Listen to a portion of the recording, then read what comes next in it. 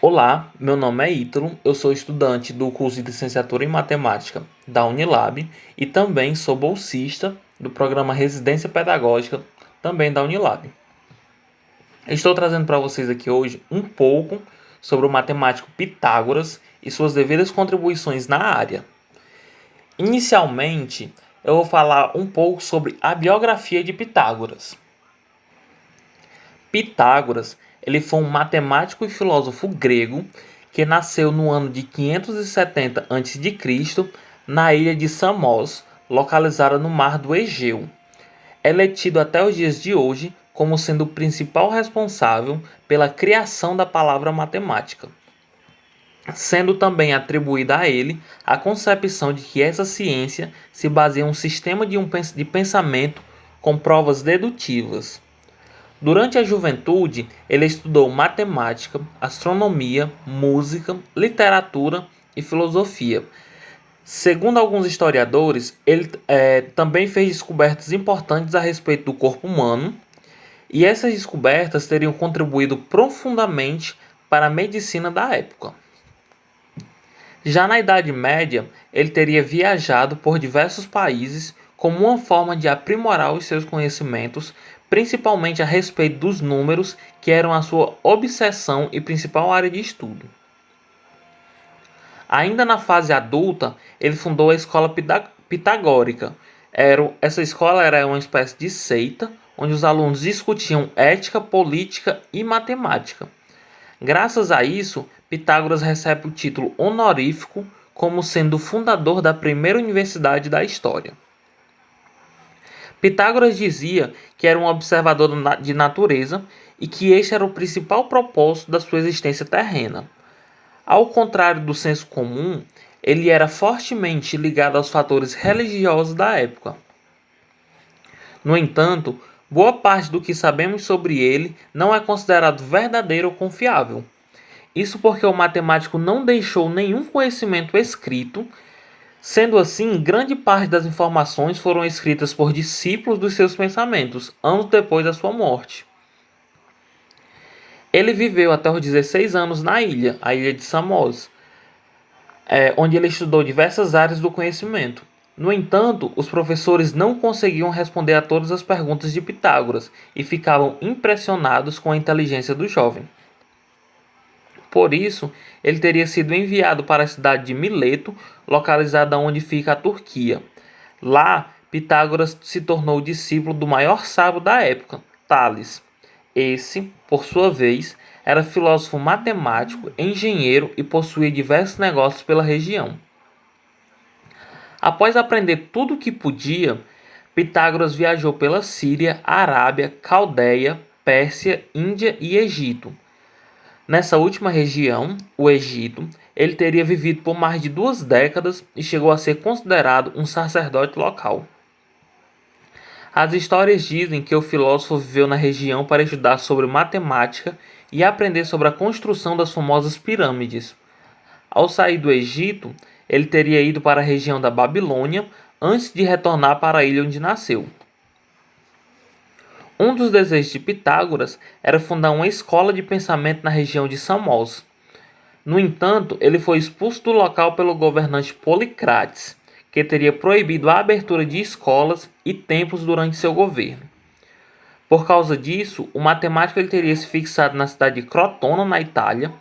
Lá, ele fundou a Escola Pitagórica, que possuía 300 alunos, sendo que a maioria desses alunos eram pessoas influentes na sociedade local.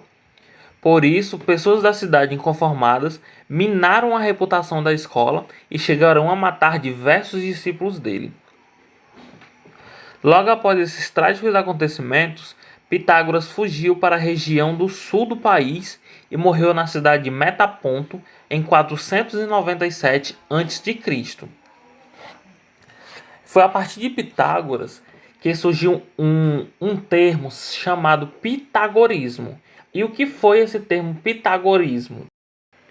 O que foi esse pitagorismo? O pitagorismo ele foi o nome escolhido para a escola e os pensamentos iniciados por Pitágoras. Inclusive, diversas descobertas a respeito da natureza dos números podem ter sido atribuídas ao filósofo erroneamente. Portanto, acredita-se que elas são de autoria dos discípulos e alunos de Pitágoras e só surgiram anos após a do professor.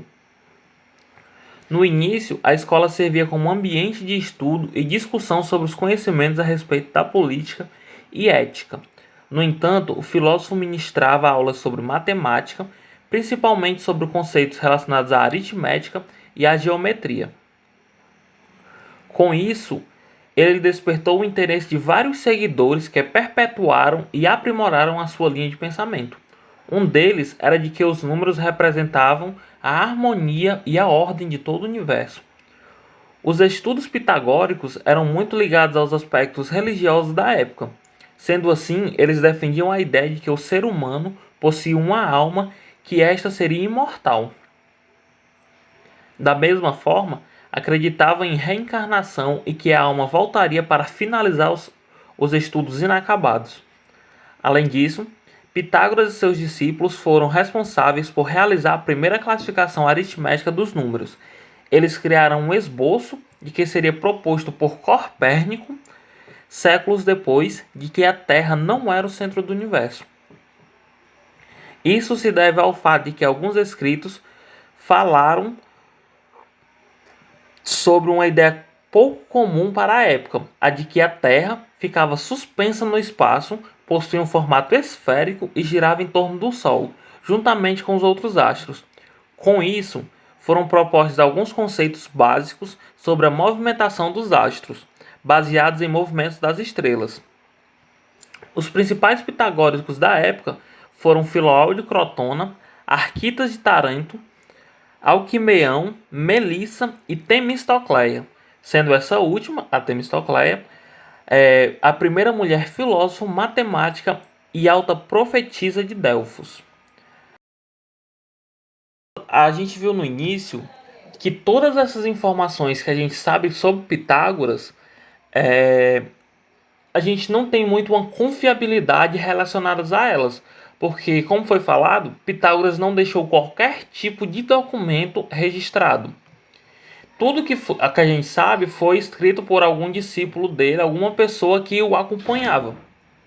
Então a gente não tem certeza se as informações são verdadeiras ou não. E por isso surgem algumas lendas por trás de toda essa história de Pitágoras. Uma das lendas diz que, mesmo antes dele nascesse, uma sacerdotista do deus Apolo teria profetizado que ele seria dotado de grande beleza e inteligência.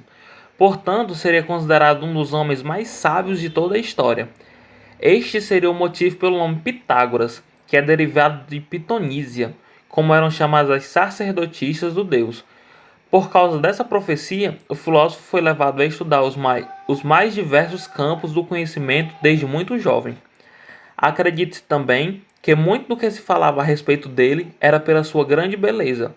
Alguns dos seus discípulos chegaram a acreditar que o filósofo e matemático era o próprio deus Apolo. Outra história curiosa era contada pelo próprio Pitágoras. Segundo alguns documentos, ele falava para os seus alunos que passou 200 anos no inferno como uma forma de preparação para viver entre os humanos. Portanto, as suas palavras nunca deveriam ser contestadas. Alguns afirmaram que ele teria se casado com uma de suas alunas e tido 2 filhas. Elas teriam sido as responsáveis pela continuidade da divulgação dos pensamentos do pai. No entanto, esse é apenas um dos outros fatos para os quais não há qualquer informação histórica. E o tal do Teorema de Pitágoras? Bom, antes da gente chegar ao famoso Teorema de Pitágoras, que muita gente acha um teorema muito complicado de entender, a gente vai primeiro ver um pouco sobre como foi que esse teorema ele foi descoberto. Então, acredita-se que os termos gerais apresentados no Teorema de Pitágoras já eram conhecidos em diversas civilizações antigas.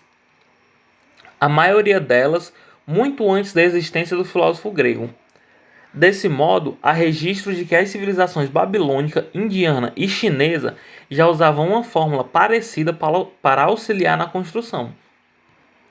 Por exemplo, no Egito há alguns registros de que os construtores usavam uma medida parecida na construção das pirâmides. sendo essas as principais responsáveis pela formulação do teorema por Pitágoras. No entanto, o filósofo teria pego o conhecimento e dado a ele formas gerais, ou seja, eles podiam ser usados em diversas situações. Além disso, foi na escola pitagórica que a fórmula ganhou outras aplicações. Por isso que o teorema teria sido batizado em homenagem ao filósofo. E a gente chegou no tal do teorema de Pitágoras. Vamos lá. A ideia geral do teorema de Pitágoras é a seguinte, a definição dele. A soma dos quadrados de seus catetos corresponde ao quadrado da hipotenusa. Que essa definição ela é representada pela seguinte fórmula. A ao quadrado é igual a b ao quadrado mais c ao quadrado. Vamos lá. Para a gente poder aplicar o teorema de Pitágoras, ele só é aplicável em um triângulo chamado triângulo retângulo. E que triângulo é esse? Esse triângulo, a gente pode diferenciar ele dos outros porque esse triângulo ele tem um ângulo que corresponde ao ângulo de 90 graus, que também é conhecido como ângulo reto.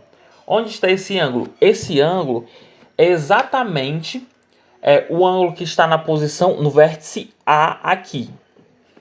Aqui embaixo, logo embaixo, perto desse quadradinho. Esse quadradinho pequeno que está dentro do triângulo, ele representa o ângulo reto, que é o ângulo de 90 graus. Vamos lá. O que é hipotenusa? Hipotenusa é o lado oposto ao ângulo de 90 graus. E que lado é esse, Ítalo? É exatamente esse lado A minúsculo que está aqui, oposto ao ângulo de 90 graus. E os catetos são os lados B minúsculo e o C minúsculo. Vamos agora entender como isso funciona em uma aplicação. Vamos lá. Encontre o valor de A, sendo B igual a 3 centímetros e C igual a 4 centímetros. Então, pelo triângulo que ele deu, a gente pode observar que temos um ângulo de 90 graus e ele quer saber justamente o lado oposto ao ângulo de 90 graus, que é o lado de medida A.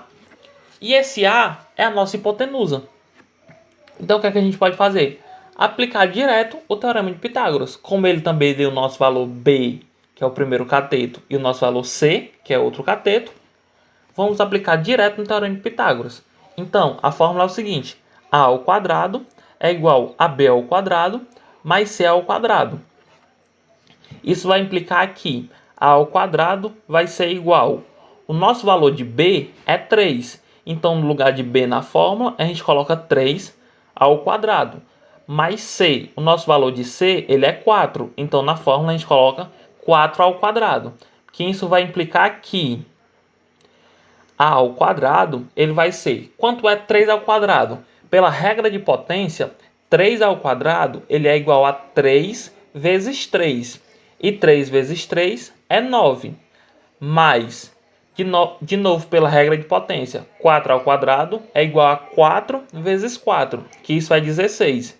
Então, A ao quadrado é igual a 9 mais 16, que isso é 25. Só o que é que ele pede? Ele pede o valor de A.